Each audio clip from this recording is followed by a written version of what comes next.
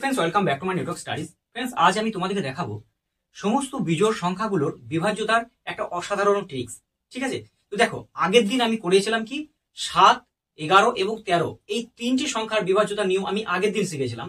আজকে যেটা শেখাবো সেটা একদম সমস্ত বিজোড় সংখ্যার ক্ষেত্রে কাজে লাগবে। ঠিক আছে, তো দেখো একটা ট্রিক্সটা কি সেটা আগে দেখে নিই। প্রথম কথা হচ্ছে আমাদের যে সমস্ত বিজোড় সংখ্যাগুলো থাকবে সেই বিজোড় সংখ্যা যে ইউনিট ডিজিট, মানে কি ধরে নাও বিজোড় সংখ্যা নিলাম আমি 23। ঠিক আছে, তো এই 23 একটা বিজোড় সংখ্যা। তো বিজোড় সংখ্যার যে ইউনিট ডিজিট কত আছে 3। তো তোমাকে এমন একটা সংখ্যার সঙ্গে গুণ করতে হবে এই 23কে যেন তার ইউনিট ডিজিট 1 অথবা 9 আসে। কি আছে 1 অথবা 9। দেখো আমি যদি 23-এর সঙ্গে 3 গুণ করি, 23-এর সঙ্গে যদি 3 গুণ করি তাহলে কত আসবে? দেখো 3 3 9, 9 আসছে, আর 3 2 6, তাহলে কত হলো 69 আসছে। তাহলে এর ইউনিট ডিজিট কত হলো 9। ওকে, আবার তুমি এটাও করতে পারো যে 3-এর সঙ্গে এমন কোন সংখ্যার গুণ করে ইউনিট ডিজিট 1 আসবে কিনা। দেখো তাও আসবে। যদি আমি 23-এর সঙ্গে যদি আমি 7 গুণ করি তাহলে কত আসবে 16, 161। ঠিক আছে, তাহলে এর ইউনিট ডিজিট কত হলো 1। বুঝেছো? তাহলে তোমাকে যেমন করে হোক হয় ইউনিট ডিজিটটাকে 9 নিয়ে আসতে হবে, না হলে 1 নিয়ে আসতে হবে। ঠিক আছে, তাহলেই জানবে তোমার কাজ শেষ। এবার কি করতে হবে, এই যে 69 আছে এই 69টাকে এইভাবে লিখবে, 69টাকে এভাবে লিখবে। লেখার পর তোমাকে কিন্তু এটাকে কি রাখলে হবে না, এটাকে 69 রাখলে হবে না, তোমাকে এটাকে নিয়ে যেতে হবে 70-তে। কি করতে হবে 70-তে। বুঝেছো? তাহলে দেখো এই যে এখানে 69 থেকে 70 হলো, কত হলো 69 থেকে 70 হলো, তাহলে বেড়েছে মানে কি করতে হবে প্লাস, মানে যোগ করতে হবে। বুঝেছো? কি করতে হবে যোগ করতে হবে। কত দিয়ে গুণ করতে হবে? এই যে 7 আছে এই 7 দিয়ে গুণ করতে হবে। বুঝেছো? এইবার কিভাবে তুমি চেক করবে, ধরে নাও কোন একটা নাম্বার এখানে দেওয়া আছে 6934, এই নাম্বারটা দেওয়া আছে। এই নাম্বারটা তোমাকে চেক করতে হবে এটা 23 দ্বারা বিভাজ্য কিনা। তুমি কি করে চেক করবে? তোমাকে কি করতে হবে, এই যে 7 দিয়ে গুণ করতে হবে, মানে কোন সংখ্যার সঙ্গে বলো তো, এই যে 4, এই 4-এর সঙ্গে তুমি 7 গুণ করবে। তাহলে 7 গুণ করলে কত হবে 4 7 28। তো এই নাম্বারটাকে বাদ দেবে। কোন নাম্বারটা বাদ দেবে? যে নাম্বারের সঙ্গে তুমি গুণ করলে ওই নাম্বারটাকে তুমি বাদ দিয়ে দেবে। পরের যে নাম্বারগুলো থাকবে তার সঙ্গে তুমি এই যে 28 হলো গুণ করে, এই 28 গুণ করার পর বাকি যে সংখ্যাটা থাকবে সেই সংখ্যার সঙ্গে কি করবে যোগ করবে 28। তো আমি এখানে 28 যদি আমি যোগ করি তাহলে কত হবে 1 2 7, তাহলে কত হলো 721। ঠিক আছে, তারপরেও দেখো এই যে 1 আছে, 1-এর সঙ্গে আমি কত গুণ করব 7 গুণ করব। তাহলে 7 গুণ করলে কত হবে 7 হবে। তো আমি এরপর আমি করব কি 7 2 9 7। এবার দেখে নাও তো এই যে 79 নাম্বারটা, এই নাম্বারটা কি 23 দ্বারা বিভাজ্য? 23 দ্বারা বিভাজ্য কি? কখনোই নয়। তাহলে বুঝে নিতে হবে এই যে নাম্বারটা দেওয়া আছে এই নাম্বারটা কিন্তু 23 দ্বারা বিভাজ্য নয়। বুঝেছো? বেশ, এবার আরেকটা নাম্বার নাও, তুমি যে কোনো নাম্বার নিতে পারো। বিজোড় সংখ্যা তুমি সমস্ত বিজোড় সংখ্যার ক্ষেত্রে কিন্তু এই একটাই নিয়ম। বুঝেছো? আরেকটা নাম্বার নাও। দেখো ফ্রেন্ডস আমি একটা বিজোড় সংখ্যা নিলাম। ঠিক আছে, তো বিজোড় সংখ্যাটা হলো 17। বুঝেছো? তো এই 17 এই সংখ্যাটা বিজোড় সংখ্যা। তাহলে এই সংখ্যাটাকে তুমি এমন ভাবে গুণ করো, এমন একটা সংখ্যার সঙ্গে গুণ করো যার ইউনিট ডিজিট কি আসতে হবে, এই যে ইউনিট ডিজিট থাকবে এই ইউনিট ডিজিটটা হয় 1 আসতে হবে, হয় 1 অথবা 9। বুঝেছো? হয় 1 অথবা 9। দেখো আমি যদি 17 আছে আমি ইউনিট ডিজিট কি নিয়ে আসবো 1, তাহলে যদি 1 নিয়ে আসি তাহলে নিশ্চয়ই আমাকে 3 দিয়ে গুণ করতে হবে, তাই নাকি? যদি আমি 3 দিয়ে গুণ করি তাহলে 3 17 কত হয় 51। বুঝেছো? দেখো ইউনিট ডিজিট কি চলে এলো 1 চলে এলো, ব্যাস তোমার কাজ কমপ্লিট। এইবার কি করতে হবে, এই যে 51 থেকে এটা 51 রাখলে হবে না, নিয়ে যেতে হবে 50-এ নিয়ে যেতে হবে। কিসে নিয়ে যেতে হবে 50-এ নিয়ে যেতে হবে। এবার এই 51 থেকে আমাকে 50-এ যখন গেলাম, এবার তুমি ভাবো তো যে আমি 51 থেকে যখন 50-এ গেলাম তাহলে এটা কমে গেছে মানে এটাকে কি করতে হবে বিয়োগ করতে হবে। আর কত দিয়ে গুণ করতে করতে যেতে হবে 5 দিয়ে। বুঝেছো? ব্যাস কমপ্লিট। এবার দেখে নাও যদি এমন একটা সংখ্যা নাও যে সংখ্যাটা 17 দ্বারা বিভাজ্য, যে 62 90। ঠিক আছে। তো এই যে নাম্বারটা, এই নাম্বারটা আমি চেক করবো এটা 17 দ্বারা বিভাজ্য কিনা। আর আমি তো বের করে নিয়েছি, ঠিক আছে। কি করব, প্রথমে 5 দিয়ে গুণ করব, এই প্রথম যে ডিজিটটা থাকবে সেটার সঙ্গে 5 গুণ করব, 5 গুণ করে আমি কি করতে করতে যাব, বিয়োগ করতে করতে যাব। ওকে, তো দেখো 5-এর সঙ্গে 0 গুণ করলে কত হয়, 0 হয়। তাহলে এই 0টা নেওয়ার কোনো মানেই নাই, ঠিক আছে, তাহলে আমি বাদ দিয়ে দিলাম। তাহলে দেখো আবার যদি আমি এইটার সঙ্গে 5 গুণ করি তাহলে কত হলো, 5 9 45। তো এই সংখ্যাটাকে আমি বাদ দিয়ে দেবো। এবার পরের যে সংখ্যাটা থাকলো এই সংখ্যার সঙ্গে আমি বিয়োগ করবো। দেখো 5 আছে কয় 12, 7 হাত থাকলে 1 17। দেখো এখানে 17 চলে এলো। তাহলে দেখো 17কে 17 দিয়ে ভাগ করে চলে যায়। তাহলে বুঝে নিতে হবে এই যে সংখ্যাটা ছিল না 62 90, এই সংখ্যাটা কিন্তু 17 দ্বারা বিভাজ্য। বুঝেছো?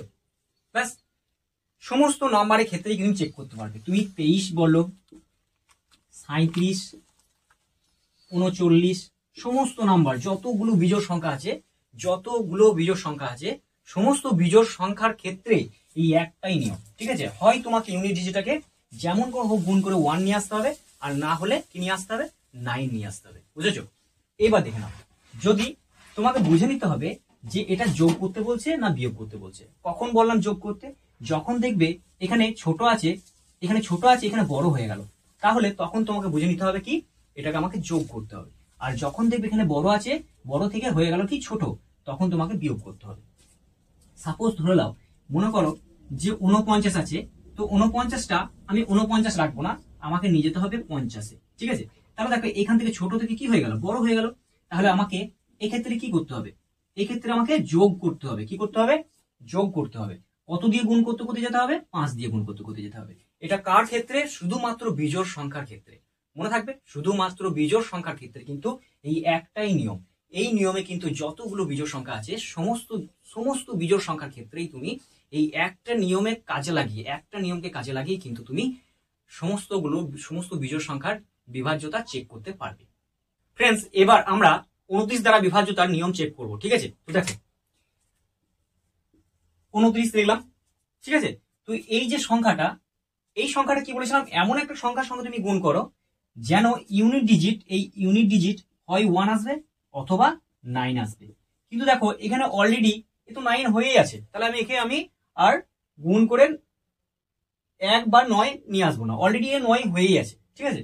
তো দেখো তাহলে আমি কি বলেছিলাম, এই যে 29, এই 29টাকে আমাকে 29 রাখলে হবে না, এক্ষেত্রে আমাকে কি নিয়ে আসতে হবে, 0-তে নিয়ে যেতে হবে। তাহলে 29টাকে আমাকে নিয়ে যেতে হবে কিসেতে, 0-তে, মানে 30-তে নিয়ে যেতে হবে। এবার লক্ষ্য করো তো, এখানে 29 থেকে 30 হয়ে গেছে, 29 থেকে 30 হয়ে গেছে। তার মানে এটা কি করতে হবে, এটা যোগ করতে হবে। আর কত দিয়ে গুণ করতে হবে, 3 দিয়ে গুণ করতে হবে। এখানে দেখো এই যে এই সংখ্যাটা, ঠিক আছে, এই সংখ্যাটা 29 দ্বারা বিভাজ্য কিনা কিভাবে চেক করবে, তাহলে কি করবে, যে প্রথম যে নাম্বারটা আছে এই নাম্বার সঙ্গে আমি 3 গুণ করব, এই যে 3 গুণ করব।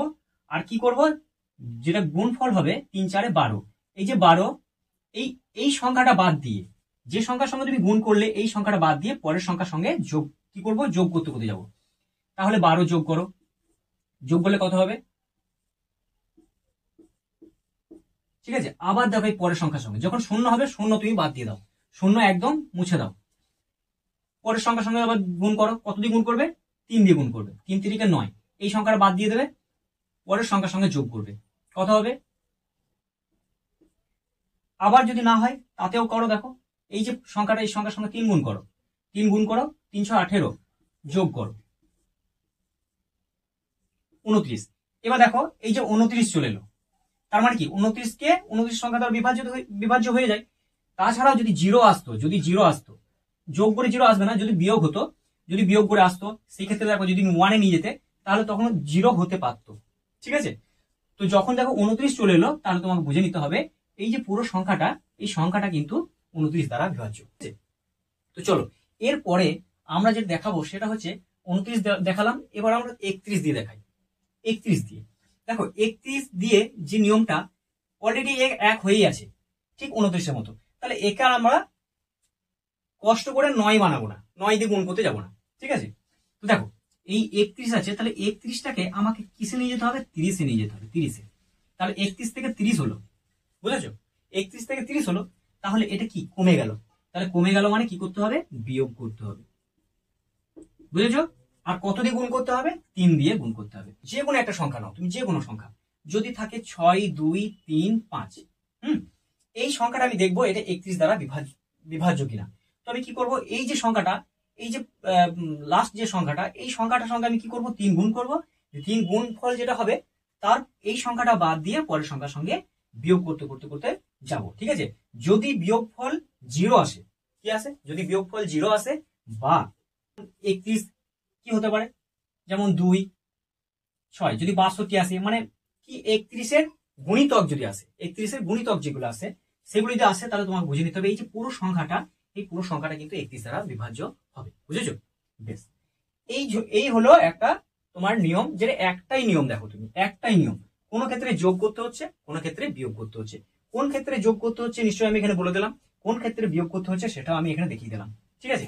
তো তোমরা যে সমস্ত বিজোড় সংখ্যাগুলো আছে, যে সংখ্যাগুলো আমি এখনো পর্যন্ত আলোচনা করিনি, মাত্র 4টে সংখ্যা বা 5টা সংখ্যা নিয়ে আলোচনা করেছি, বাকি যে সংখ্যাগুলো আছে সেই সংখ্যাগুলো তোমরা চেক করো, চেক করার পর তোমরা দেখো পারছো কিনা, ঠিক আছে? তারপর আমাকে কমেন্ট বক্সে কমেন্ট করে জানাও যে এইগুলো তোমরা পারছো কিনা, ঠিক আছে? ওকে বন্ধুরা, তোমাদের এই ভিডিওটা কেমন লাগলো প্লিজ আমাকে কমেন্ট করে জানাও।